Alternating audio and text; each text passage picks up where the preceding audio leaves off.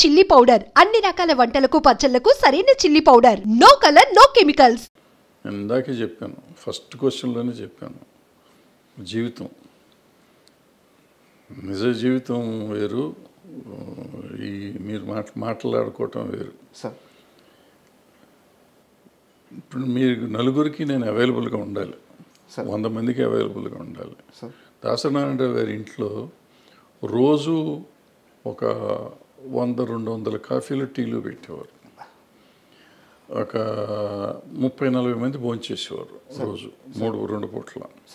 సాయంత్రం టిఫిన్లో ఒక 40-50 మంది తినేవారు. ఆయన నెలకి ఒక 15-20 మందికి నెల జీతం డబ్బులు పంపించేవాడు, సంబంధం లేకపోయినా. మీరు ఇందాక అడిగారు కష్టాలు ఉన్నవాళ్ళు అని చెప్పి, అటువంటి వాళ్ళు తెలిసిన వాళ్ళకల్లా డబ్బులు పంపించేవాడు నెల కవర్లు వెళ్ళి. న్యూ ఇయర్ రోజు డబ్బులు ఇచ్చేవాడు, అయ్యప్ప మాల వేసినప్పుడు డబ్బులు ఇచ్చేవాడు, ఏదో రకరకాలు చేస్తూ ఉండేవారు. ఇది కాకుండా సమస్యలకి చేస్తూ ఉండేవారు. మళ్ళీ పెళ్ళిళ్ళని పెటాకులని పోయినప్పుడు వచ్చినప్పుడు ఇస్తూ ఉండేవారు. ఇందులో ఏ ఒక్కటి నేను చేయలేను. నేను ఒక్కళ్ళకి రోజు, ఇప్పుడు ఫర్ ఎగ్జాంపుల్ మీరు సమస్య ఉండి వచ్చారు, మీకు మంచినీళ్ళు కూడా నేను ఇవ్వలేను. పూర్వకాలంటే మంచినీళ్ళు ఫ్రీగా వచ్చాయి, ఇప్పుడు మంచినీళ్ళు వాటర్ బాటిల్ కొనాలి. వాటర్ బాటిల్ కొంటే 10 రూపాయలు అవుతుంది, మీకు మంచినీళ్ళు ఇస్తే నేను 10 రూపాయలు ఖర్చు పెట్టాలి. సమస్య మీది, ఖర్చు నాది. నేను పెట్టే పరిస్థితిలో లేను, నేను చేయలేను అంత. సో చేతకాని విషయంలో జైలు పెట్టి ఎవరికి న్యాయం చేయలేను. ఫర్ ఎగ్జాంపుల్ మీరు చెప్పిన పలానా హీరో గారితో అసోసియేట్ అయ్యి చేయమన్నారు. సో నేను దగ్గర రోజు ఆయన ఇంటికి వెళ్ళాలి, అది మా ఇంట్లో ఉండాలి. మా ఇంట్లో ఉంటే చెప్పిన ఖర్చులు నేను భరించలేను.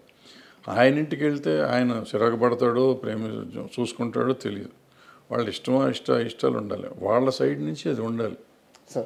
మన సైడ్ నుంచి మనం వెళ్ళి దాన్ని బలవంతంగా రుద్దకూడదు. ఇప్పుడు దాసనారాయణరావు గారితో కూడా నేను ఇక్కడ, దాసనారాయణరావు గారు ఒక స్టేజ్లో నేనే ఇక్కడ ఉండేవాడిని, నారాయణరావు గారు తర్వాత వచ్చారు ఇక్కడికి. సో ముందు నేను నా దగ్గర చేస్తూ ఉన్నవాళ్ళు, ఆయన వచ్చిన తర్వాత ఆయన ఆల్రెడీ మాకు చాలా మెడ్రాస్లో చేస్తున్నారు కాబట్టి ఆయన దగ్గరికి నేను ఇద్దరం, ఆయన నన్ను పిలిచి ఇక్కడ హైదరాబాద్ విషయాలు నాకు ఎక్కువ తెలుసు కాబట్టి నన్ను అడిగి చేసేవారు. సో అందుకని మీరు అన్నట్టు అందరూ నా దగ్గరికి ముందు నుంచే వచ్చేవారు కాబట్టి మళ్ళీ వస్తూ ఉండేవారు. అన్న సార్కి చెప్పండి అనేవారు. నేను చేయగలిగిన నేనే చేసేవాడిని, ఆయన దగ్గరికి తీసుకెళ్ళేవాడిని కాదు. లేదంటే ఆయనతో అవసరం అయితే ఆయనతో చెప్పించేవాడిని. సో ఇప్పుడు మీరు అడిగిన ప్రశ్నకి సమాధానం, ఇప్పుడు దాసనారాయణరావు లేరు, ఆ ఖర్చు భరించేవాళ్ళు లేరు, అంత కాంపౌండ్ లేదు ఇక్కడ, ఎక్కడ మన దగ్గర ఇల్లు లేదు, ఈ జరగని పనులు ఇవన్నీ. మరి ఎవరు సార్ ఇండస్ట్రీ పెద్ద? ఇప్పుడు ఇంకా అసలు పెద్ద అనేది ఉద్యోగం కాదు, ఇది ప్రెసిడెంట్ ఆఫ్ ఇండియా లాగా పోస్ట్ కాదు అది. ఆయనకి తెలియకుండా ఇప్పుడు ఒక మనిషి ఒక దాసనారాయణరావు అవ్వలేడు నాకు తెలిసి. ఎవరు? ఒక దాసనారాయణరావు కానీ, ఒక ఎన్టీ రామారావు కానీ అసలు ఈ ప్రపంచంలో, భూప్రపంచంలో ఇంకోళ్ళు అవరు, ఇంపాసిబుల్ అది. ఎన్టీ రామారావు అన్న కొంతమంది అవ్వగలరేమో కానీ దాసనారాయణరావు ఇట్స్ ఇంపాసిబుల్ ఇక అవటం. అది మనిషి మానవ మాత్రుడి వల్ల కాదు అది. ఒక మనిషి అన్ని పనులు చేయలేడు.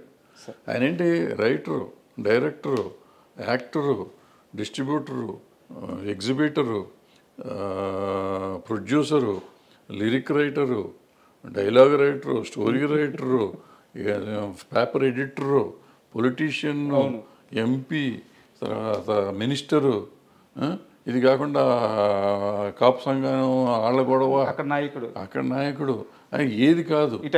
ఈ సినిమా ఇండస్ట్రీలో పంచాయతీలు అసలు ఒక రోజున 6 షూటింగ్లు 7 షూటింగ్లు జరిగిన రోజులు ఉన్నాయి. ఈ రోజుల్లో కూడా పంచాయతీ చేసేవాడు. మనిషికి ఎట్ట కుదురుతుంది? 6 సినిమాలకి డైలాగులు రాయాలి. ఒక సంవత్సరంలో ఆయన 12 సినిమాలు 14 సినిమాలు రిలీజ్ అయినాయి. ఓ మనిషి 14 సినిమాలు ఎట్ట రిలీజ్ చేయగలడు సంవత్సరంలో? షూటింగ్ ఎన్ని చేయాలి? నెలకు ఒక సినిమా తీసేయగలడా ఎవడన్నా? ఇవాళ తీస్తానికి 3 ఏళ్ళు పడుతుంది ఒక సినిమా తీస్తానికి. కథ రాయడానికే 2 ఏళ్ళు పడుతుంది. 6 నెలలు లేకపోతే కథ రాయమంటున్నారు ఇప్పుడు కొత్త డైరెక్టర్లు అందరూ. ఇప్పుడు ఈ పరిస్థితుల్లో ఆయన ఎట్ట చేసేవాడు ఏంటి? అలాంటి మనిషి అసలు రాడు. ఇవన్నీ ఉండగా పంచాయతీలు చేయటం, ఇప్పుడు నేను చెప్పిన యాక్టివిటీస్ కాకుండా పంచాయతీలు చేయటం, వీళ్ళందరి కష్టాలు వినాలి కదా. వచ్చినాడు ప్రతివాడు కష్టం వినాలి. షూటింగ్ చేస్తాడా? ఇప్పుడు ఆయన పక్కన 4 ఫ్లోర్లో షూటింగ్ జరుగుతుంది. 4 ఫ్లోర్లో షూటింగ్ సంగతి చూడాలా, లేకపోతే నా బోటి వాళ్ళకి డైలాగులు రాసి పెట్టేవాడు అది చూడాలా, లేకపోతే ఈ వచ్చిన పంచాయతీ చూడాలా, లేకపోతే ఈ కాపు సంఘం మీటింగ్ చూడాలా, ఏది చూడాలి? అందరూ అక్కడ బయట వెయిటింగ్లో ఉండేవారు. మానవుడికి సహజం అది కుదురుతుందా? ఇవాళ మీరు చెప్పే ఎవరికన్నా ఏ పెద్దలకన్నా కుదురుతుందా? చేయగలరా? ఇంపాసిబుల్. అది గురించి మర్చిపోండి. సో ఆ పెద్ద అనేది లేదు, పోస్టు లేదు, ఏం లేదు. ఆయనకి ఏదో వచ్చేసింది, జరిగిపోయింది, ఇంకెప్పుడు జరగదు ప్రపంచంలో. అది ఆయన తెచ్చుకుంది కాదు, ఆయన స్వభావం వల్ల, ఆయన మంచితనం వల్ల అది వచ్చింది. స్వభావం వల్ల వచ్చింది ఆయన.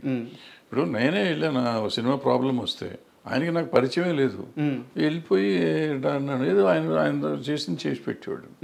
సో అట్లా ఎవరు మళ్ళీ వస్తారని అనుకోవటం దురాశ, జరగదు. సార్ అంటే ఇప్పుడున్న పరిస్థితుల్లో ఫిల్మ్ జర్నలిజం గురించి నాకు ఒక క్వశ్చన్ సార్. అంటే మీరు జర్నలిజాన్ని చూస్తున్నారు, ఫిల్మ్ జర్నలిజాన్ని చూస్తున్నారు, మీడియాతో మీకు అసోసియేషన్ ఉంది, మీరు కూడా వర్క్ చేస్తున్నారు.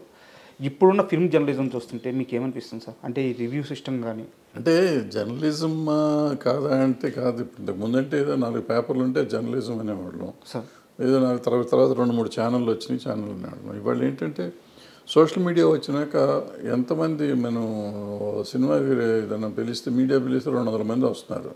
వీళ్ళంతా జర్నలిస్టులు అంటే జర్నలిస్టులే అంటున్నారు. సో ఇది ఏది జర్నలిజం ఏది కాదు, జర్నలిజం మీద మనం డిస్కషన్ పెడతానికి లేదు. What is journalism, what is reporting అనే డిస్కషన్ వస్తే దానికి ఉండే తేడా దానికి ఉంది, దీనికి ఉండే తేడా ఉంది, వాట్ ఈజ్ రివ్యూ వేరే ఉంది. సో ఇవన్నీ మాట్లాడుతామంటే అది వేరే చర్చ అది. సో వీళ్ళలో ఎవరు రివ్యూవర్స్ కాదు, వీళ్ళు ఎవరు క్రిటిక్స్ కాదు, వీళ్ళలో మెజారిటీ అందరూ కాదు, అందులో కొంతమంది నిజమైన క్రిటిక్స్ ఉన్నారు, నిజమైన రివ్యూవర్స్ ఉన్నారు. సో వీళ్ళందరినీ మనం సీరియస్గా తీసుకోవటం అనవసరం. ఎందుకంటే వాళ్ళు యూట్యూబ్ వచ్చినాక అది అందరికీ కొంతమందికి ఉపాధి అయిపోయింది. ఎక్కువగా యూట్యూబ్లో నెగిటివిటీ వస్తే డబ్బులు ఎక్కువ వస్తాయి. సో ఎక్కువ మంది నెగిటివ్ రాయటానికి ఇష్టపడతారని డబ్బులు వస్తాయి. పాజిటివ్గా మాట్లాడితే డబ్బులు రావు. ఏదైనా మంచి చెప్పామనుకోండి, బాబు మీరు ఇట్లా ఉండకూడదు అని చెప్పామనుకోండి, ఎవరు చూడరు. ఇట్లాగే ఉండాలని చెప్పామనుకోండి, అందరూ బ్రహ్మాండంగా ఉంటుంది. దీనికి ఇంటర్లింక్ ఇంకో క్వశ్చన్ ఉంది సార్. మీకు ఇండస్ట్రీలో పిఆర్ వ్యవస్థ గురించి ఐడియా ఉంటుంది. రీసెంట్గా సితారా నాగవంశీ గారు మాట్లాడుతూ పిఆర్స్ మమ్మల్ని బ్లాక్మెయిల్ చేస్తున్నారు.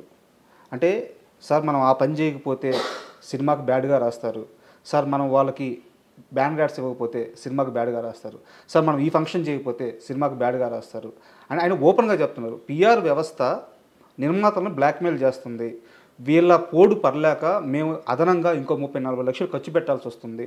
అంటే ఏ నిర్మాతకు కూడా ఆయన మాటల ప్రకారం నిర్మాతలకి పిఆర్ వ్యవస్థను కానీ, ఈ ఫిల్మ్ జర్నలిజంలో సోకాల్డ్ జర్నలిజం అని చెప్పుకుంటున్న వాళ్ళని కానీ ఎంటర్టైన్ చేయాలని ఏ నిర్మాతకి లేదు.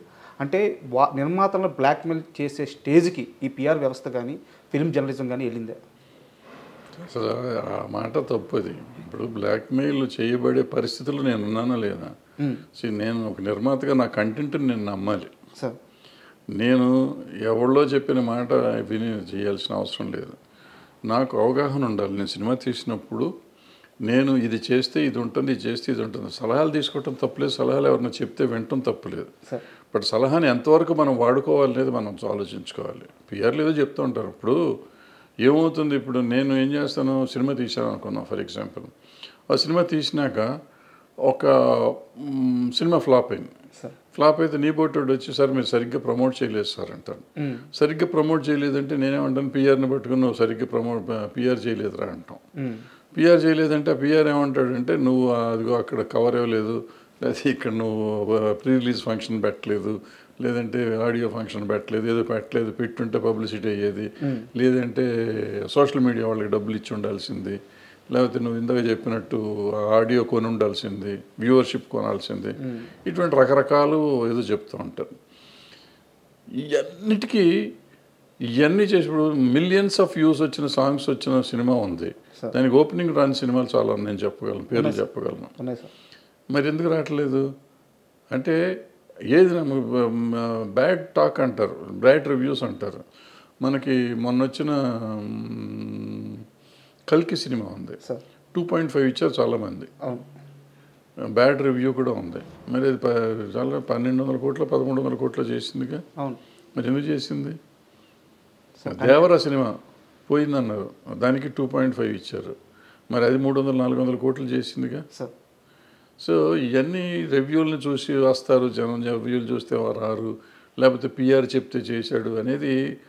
మనం మన సినిమా తీసి సార్ వర్షం వచ్చింది అందుకే నాకు కలెక్షన్ లేవు, ఎండ ఎక్కువగా ఉంది కలెక్షన్ లేవు, మరి పక్క థియేటర్లో సినిమా ఫుల్ అవుతుంది, పక్క థియేటర్లో సినిమా ఫుల్ అవుతుంది, నా థియేటర్లో ఫుల్ అవట్లా. నా సినిమాకి ఎండ, నా సినిమాకి వర్షం వస్తుంది, కానీ పక్క సినిమాకి ఎండ వర్షం రాదా? సార్ సో ఇవన్నీ మనం వంకలు పెట్టుకున్నాం. వంకలైనా మాకు డొంకంతా తిరిగింది అంటారు. అది ఇదంతా అండ్ పిఆర్లు తప్పేం లేదు. పిఆర్లు వాళ్ళు పాప మంచి చేయాలని అనుకుంటారు. ఏమవుతుంది, పక్క సినిమాకి వాళ్ళు పాత ఇంకో పిఆర్ అది చేసి ఉంటాడు. అది చేసినప్పుడు ఆ సినిమా లక్కీగా ఆడి ఉంటుంది. పిఆర్ చేసినందుకు ఆడతారు. ఫస్ట్ మనం తెలుసుకోవాల్సిన ప్రొడ్యూసర్గా ఎవ్వరు చెప్పింది జరగదు, మనం చెప్పిందే జరుగుతుంది, మనం అనుకున్నదే జరుగుతుంది. మనం అనుకోవాలి, మనం డిజైన్ చేసుకోవాలి, ప్రతిదానికి మన ఇన్వాల్వ్మెంట్ ఉండాలి. Sir master of the film, master of the product you should be the producer. Sir అది అయితే ఇవన్నీ రావు. ఇవన్నీ secondary. Course hero centred industry. Hero మూలన నీకు ఓపెనింగ్ వస్తుంది. బట్ ఆ సినిమాలో కంటెంట్ లేకపోతే ఏం రాదు. ఆ కంటెంట్ ఎవరు ఎన్నుకోవాలి, నువ్వు ఎన్నుకోవాలి. లేదు నా హీరో నా మాట ఏం లేదు, ఆయన చెప్పింది నేను చేశాను, ఆయన డేట్ల కోసం నువ్వు ఎంపర్లాడినప్పుడు you are doing a businessman. నువ్వు when you are a business మ్యాన్గా నువ్వు చెయ్యి. ఇంకా నీ నువ్వు పిఆర్ని పెట్టుకున్నందుకేగా. ఇంకా పిఆర్ బ్లాక్మెయిల్ చేస్తున్నాడు అంటే ఎందుకు? పిఆర్ చెప్తాడు 30 లక్షలు కదా 50 లక్షలు ఖర్చు పెట్టమంటాడు, నువ్వు పెట్టు. లేకపోతే ఈ పిఆర్ని తీసి అసలు నువ్వే చేసుకో. ఎవడొద్దన్నాడు? దాని మీద కంప్లైంట్ ఇవ్వటం ఎందుకు?